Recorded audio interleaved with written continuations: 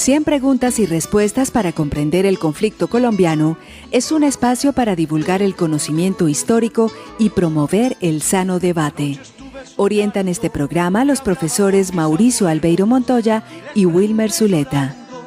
¿Qué puedo hacer por mi pueblo? Aquí ya no existe paz, aquí ya no hay libertad, aquí ya no pasa un día sin algo que lamentar. Patria llegó, como llegó a más de 60 países del mundo. El poder oscuro y criminal del narcotráfico. Y ha sido el nuevo liberalismo la única fuerza política que en Colombia se enfrentó a ese adversario terrible de la sociedad, de la organización institucional.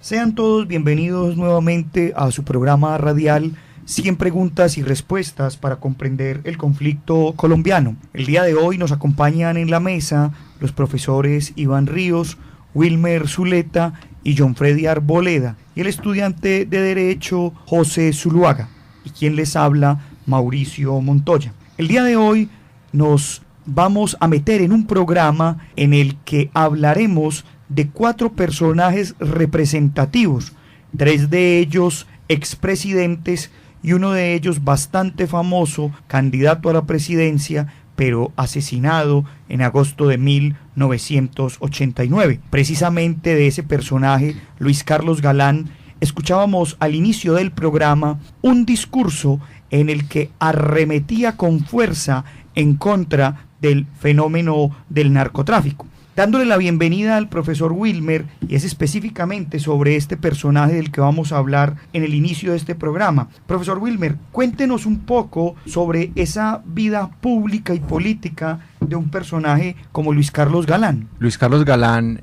empezó siendo líder cuando era estudiante por ser gran orador y también era muy bueno en temas de economía, fue columnista del Tiempo y luego en el gobierno de Misael Pastrana fue nombrado como ministro de Educación hasta 1972. A partir de allí fue nombrado embajador en Italia, en donde conoció las dinámicas de la política europea y particularmente luchas entre la izquierda y la derecha. Acto seguido, en 1978 tuvo un escaño en el Senado de la República y luego fundó el nuevo liberalismo para separarse de la corriente de López Michelsen.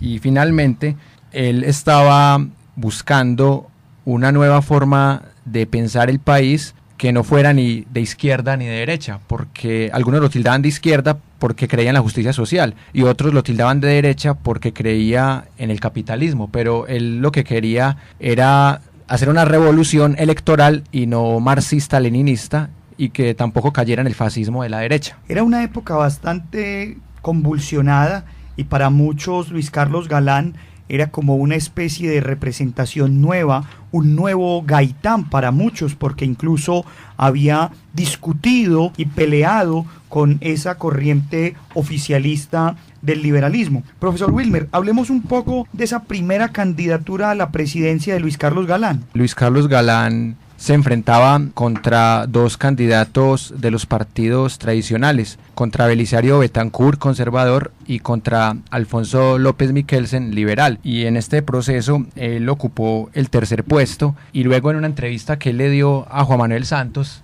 el Santos le preguntaba a Galán que si no fuera por él, que el liberalismo hubiese obtenido la presidencia en el 82, y Galán lo refutó diciéndole que los votos que él había sacado no eran del liberalismo, sino que eran del nuevo liberalismo, y que si él no hubiera participado y no hubiera dividido el liberalismo, que el señor Belisario Betancur hubiese ganado la presidencia con mayor ventaja sobre López Michelsen. Y desde allí podemos vislumbrar cómo Galán estaba creando una nueva forma de pensar, y este retiro del liberalismo tradicional le ayudaba a configurar una serie de nuevos pensamientos, de nuevos seguidores y de una forma de pensar la política que se tiraba al centro.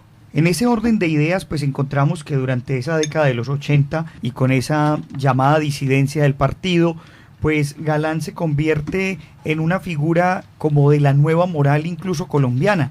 Muchas personas empiezan a seguir a Galán, no solamente ciudadanos del común, sino también políticos como Rodrigo Lara Bonilla, que luego pues será posteriormente asesinado por los carteles de la mafia. Profesor Wilmer, esa pelea tan fuerte que tuvo Luis Carlos Galán contra los narcos, ¿a qué se debe y cuáles eran las ideas con las que combatía ese flagelo?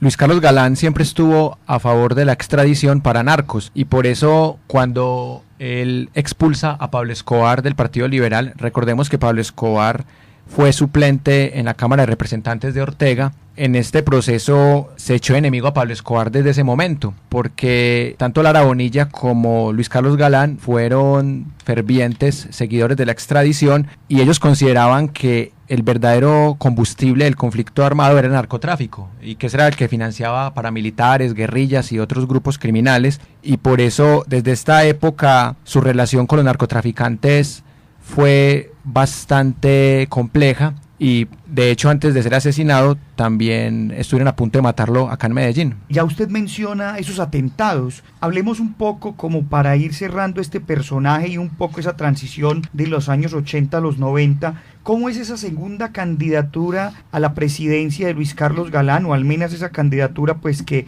aspiraba a llevarlo a la presidencia en los años 90 y que de alguna manera pues no lo llevó, sino que fue el proceso en el que encontró su muerte? En ese proceso Galán ya tenía muchos más seguidores, además que su campaña publicitaria tenía mucha más fuerza, porque le tomaron una fotografía en Santander en donde él se veía con un gran poder, y sumado a eso, mucha gente ya lo estaba dando como favorito a ser el próximo presidente de Colombia, además que él regresó al liberalismo y en primera instancia tuvo un rechazo y lo estaban silbando mientras que él pronunciaba un discurso, pero él con su buena retórica pudo convencer tanto a los nuevos como a los viejos liberales y pudo estar por encima de otros aspirantes liberales a la presidencia como Ernesto Samper y Alberto Santofimio, que luego también terminó implicado en el asesinato de Luis Carlos Galán.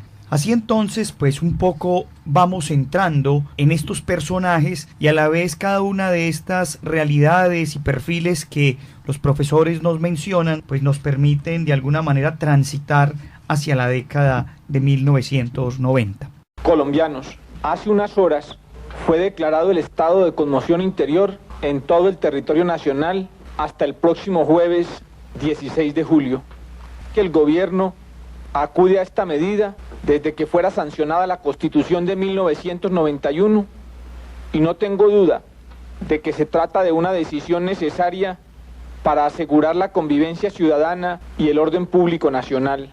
Mientras sea presidente de la República, haré lo que esté a mi alcance para evitar que mediante la manipulación de un inciso descubierto por un abogado malicioso recobren la libertad sindicados de actos tan atroces como los mencionados. Escuchábamos la voz de César Gaviria, el presidente ya para el año de 1990, tras el asesinato de Luis Carlos Galán. Con la bienvenida al profesor Iván Ríos.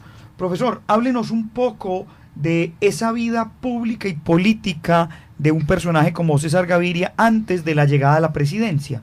César Gaviria Trujillo nace en 1947 en el seno de una familia de empresarios del café. Se forma, como la mayoría de los mandatarios del país, la Universidad de los Andes. Fue elegido concejal por el Partido Liberal en su ciudad natal, Pereira, en el periodo 1970-1974, a los 23 años. Fue representante a la Cámara en 1974. Se desempeñó como viceministro de Desarrollo en 1978 para el gobierno de Julio César Turbay Ayala. Fue director del periódico La Tarde en 1982. Dirigió la campaña a la presidencia de Virgilio Barco Vargas y fue su ministro de Hacienda durante su gobierno. Y posteriormente fue director de la campaña del Nuevo Liberalismo, fundada en 1979 y que, pues, como ya veníamos mirando, estaba a la cabeza de Galán. Profesor Iván, es bastante particular y un poco con lo que decía ahora el profesor Wilmer, esa relación pues de los liberales a pesar de las disidencias y las diferencias, César Gaviria se convierte en el jefe de campaña de Luis Carlos Galán. Pero tras el asesinato de Luis Carlos Galán, podría decirse uno coloquialmente que Gaviria se encontró la candidatura a la presidencia en el cementerio en el mismo momento que Galán estaba siendo enterrado. Porque regularmente es que se dice eso. Si bien él había tenido una participación muy activa en la vida política de la nación, había siempre sido muy marginal, había tenido una postura siempre en el gobierno de alguien, bajo la batuta de alguien. Y en el nuevo liberalismo, tras el asesinato de Galán, él empieza a cobrar vigencia como su figura más connotada del nuevo liberalismo y recibe de parte de su hijo las banderas del nuevo liberalismo para ser su nuevo candidato, ¿no? Después de que el 18 de agosto de 1989 fue asesinado en Soacha Carlos Galán. El 11 de marzo de 1990 fue elegido por consulta interna como candidato presidencial y es elegido de presidente el 27 de mayo de 1990,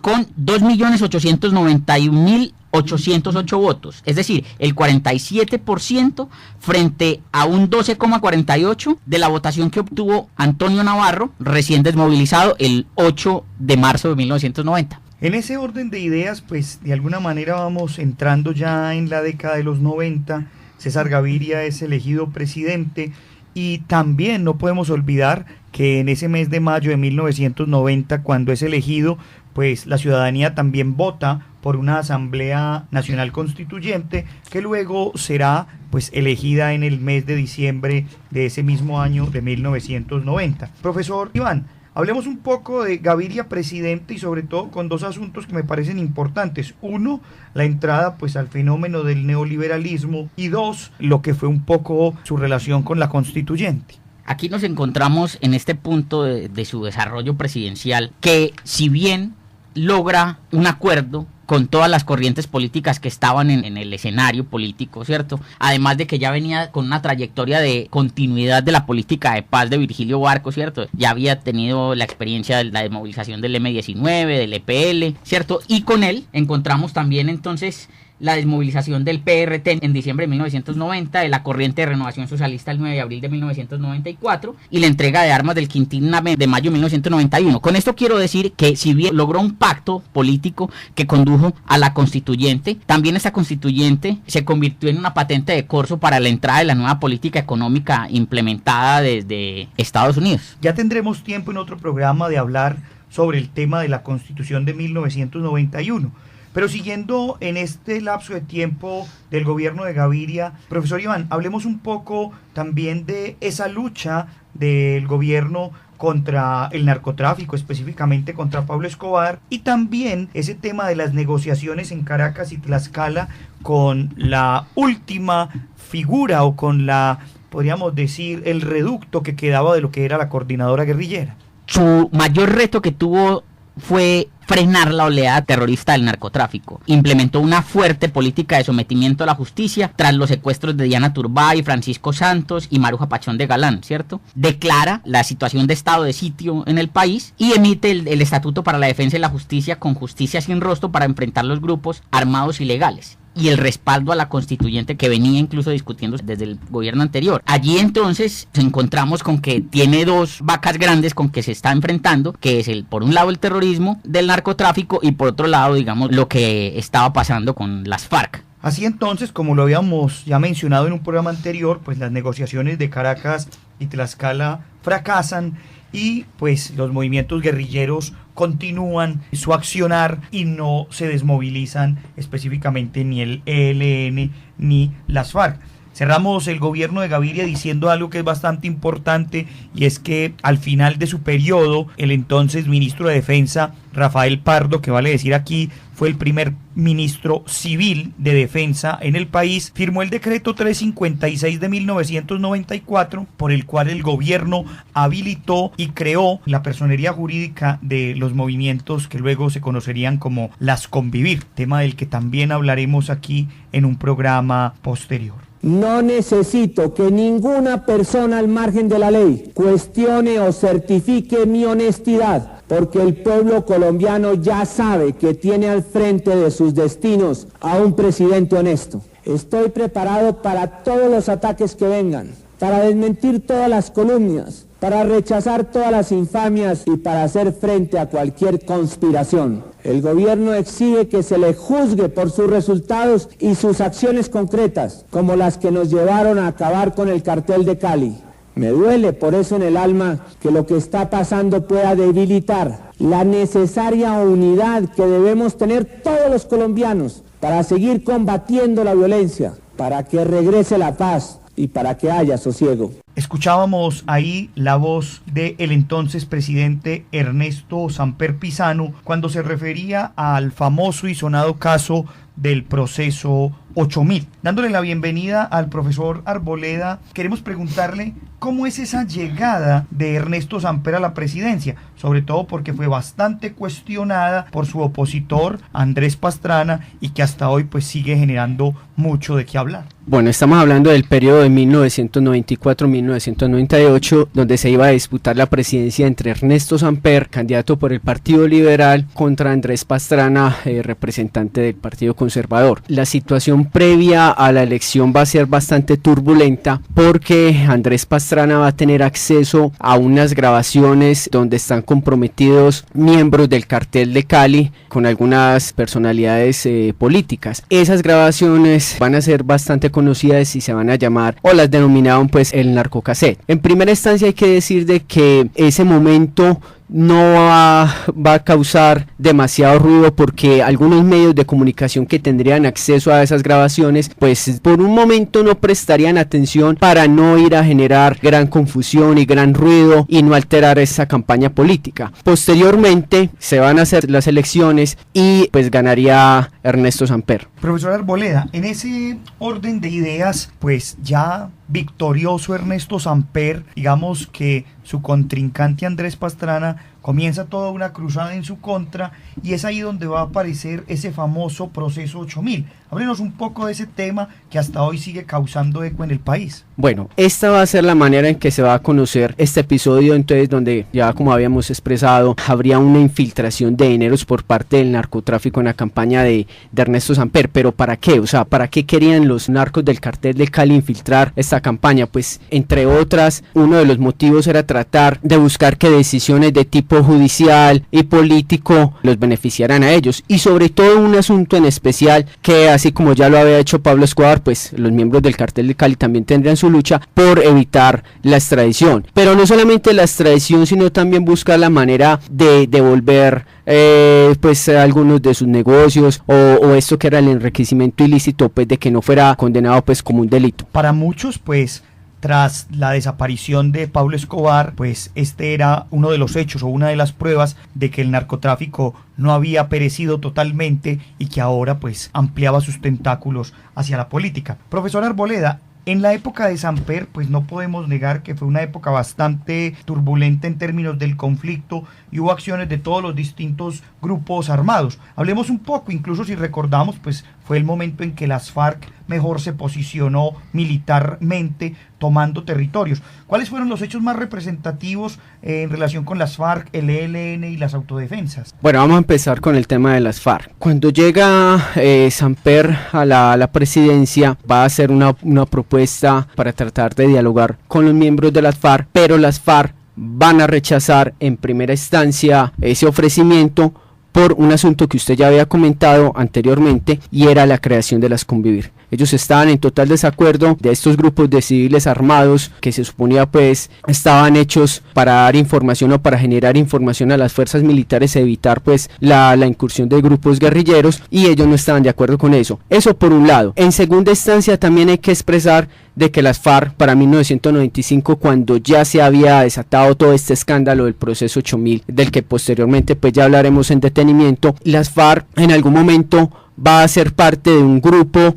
de fuerzas que en algún momento querían o iban a presionar a Samper para que éste renunciara a la presidencia. Se hablaba de una presunta unión de miembros de las FARC, del ELN, incluso grupos de autodefensa y de otros políticos para hacer renunciar a Samper. Lo otro que también hay que decir es de que ya las FARC van a empezar a presionar para que exista el famoso canje humanitario o el canje pues de prisioneros de guerra, y en los primeros días del gobierno de Samper ellos también van a empezar a proponer que se despeje el área del municipio de La Uribe. Los militares y algunos políticos se van a oponer pues a este asunto. No podemos olvidar entonces, como decíamos ahora, que es la época en que las FARC aumentan su actuación militar, el tema de los secuestros, las pescas milagrosas, secuestros a militares, tomas de pueblos, destrucción de comandos militares, asesinatos, etcétera. Es decir, es el momento de mayor poderío militar, y es también el momento en que las Autodefensas Unidas de Colombia, llamadas pues en ese momento así, se unifican bajo el mando de Carlos Castaño y comienzan también su accionar. ¿Qué podemos decir de ese movimiento en este periodo? Hay que expresar de cómo ya para ese momento existían las Autodefensas Unidas de Colombia, que era una convergencia pues de diferentes grupos de autodefensa, en especial de la zona pues de Córdoba y de Urabá. Posteriormente a estos grupos se van a unir otra serie de grupos y en algún momento van a quedar bajo la comandancia de Carlos Castaño. Hay que decir que en este periodo las autodefensas en manos de Carlos Castaño van a realizar una serie de secuestros y van a generar bastante presión, evitando que en ese momento, más o menos para 1996, se están haciendo acercamientos con el ELN. El ELN va a querer que se les despeje una zona del sur de Bolívar para iniciar unos diálogos. Carlos Castaño va a empezar una serie de retaliaciones en esa zona para evitar de que esos diálogos con el ELN se lleven a cabo. Con eso entonces, pues también en programas anteriores y en posteriores hablaremos del asunto de estos movimientos y cuál fue su accionar en el país, ya cerrando el milenio y entrando hacia el año 2000. ¿A qué político, usted es de la oposición claramente, pero a qué político del oficialismo, a qué político liberal, si no admira, por lo menos respeta a usted más? A ver, políticos liberales que en este momento que estén aspirando. Claro, que estén, digamos, ahora en la arena.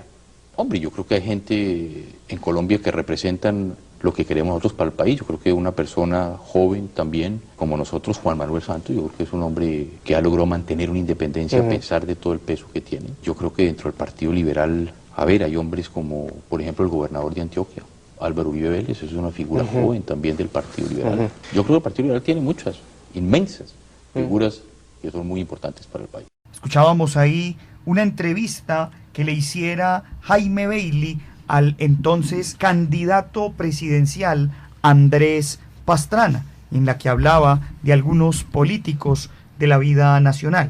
Con la bienvenida a José Zuluaga, queremos entonces hablar de este personaje y preguntarle inicialmente un poco sobre la vida pública y política de Andrés Pastrana.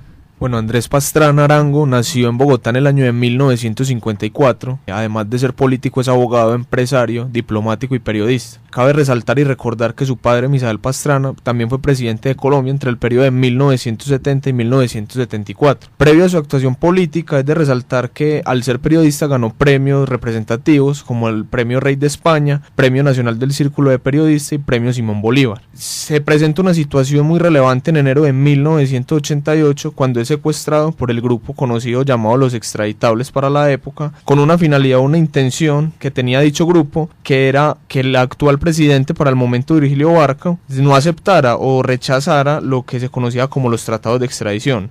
Posteriormente, 7 días después, pues fue liberado gracias a la Fuerza Armada del país. En ese mismo año, pues fue el comienzo de su carrera política y fue el primer político elegido por elección popular como alcalde de la capital colombiana. Andrés Pastrana, pues como lo decíamos ahora, se convierte en el principal opositor de Ernesto Samper. Es tal vez la figura que denuncia todo esto que luego llamamos el proceso 8000, y en 1997 comienza su candidatura para la presidencia y llega a ser presidente de la República, sobre todo con la bandera de la paz.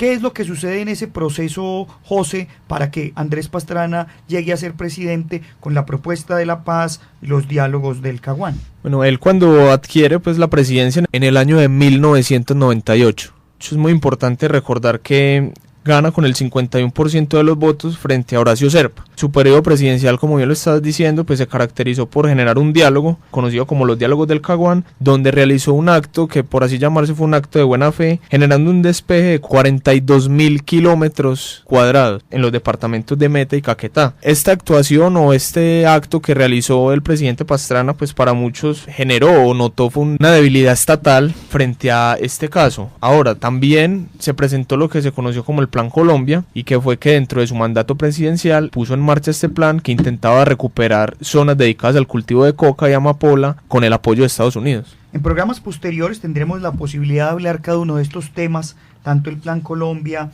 como los diálogos del Caguán. José, un tema que es bastante importante y ya también lo mencionábamos ahora, es esa cifra en relación con los delitos cometidos en el marco del conflicto. Tal vez uno de los más recurrentes por esta época sería el secuestro. Sí, en el mandato de Pastrana se presentó un incremento de secuestro en el país, donde existió un registro y una cifra récord de secuestros en la historia. En total se presentaron 2.216, que lo que conllevó fue un incremento del 30% más de lo presentado con años anteriores, como el año de 1997. Pues ya para culminar, para el año de 2002, pues la presidencia la asume el presidente Álvaro Uribe Vélez, y es muy relevante debido a que en el año 2005 Andrés Pastrana es nombrado como embajador de Washington. No podemos dejar aquí pasar la idea de que en el cierre del periodo presidencial de Andrés Pastrana, pues son secuestrados no solamente una gran cantidad de militares y policías, sino también una gran cantidad de políticos. Todo debido a que, como lo decía ahora el profesor Arboleda, pues no se hablaba o no se hacía efectivo el intercambio humanitario, y la guerrilla de las FARC entonces decidió empezar a secuestrar políticos con el fin de presionar a la nación colombiana y al gobierno para que se hiciera el intercambio. Vale decir acá también que esa transición de periodo presidencial entre el año 2001 y 2002 pues daba la particularidad que se dio la ruptura de los diálogos con las FARC, y eso hizo que en su momento un candidato como Álvaro Uribe Vélez, que aparecía en los últimos lugares de las encuestas y cuyo discurso era distinto al del resto de los candidatos que hablaban de tratar de reorganizar los diálogos de paz, pues de un momento a otro, al momento de romperse los diálogos, pues Uribe se catapultara y ganara en la primera vuelta para la presidencia del año 2002. Con eso entonces hemos dado un balance bastante importante de lo que fueron estos periodos de 3 presidentes y de una figura política como la de Luis Carlos Galán. Agradecemos a la Universidad Nacional por este espacio que nos brinda, a los profesores que nos acompañaron hoy en la mesa, a Jorge Benjumea en el máster, y a ustedes los invitamos para que nos sigan acompañando en este programa. Hasta pronto. 100 preguntas y respuestas para comprender el conflicto colombiano es un espacio para divulgar el conocimiento histórico y promover el sano debate. Orientan este programa los profesores Mauricio Albeiro Montoya y Wilmer Zuleta. ¿Qué puedo hacer por mi pueblo? Aquí ya no existe paz, aquí ya no hay libertad, aquí ya no pasa un día sin algo que lamentar.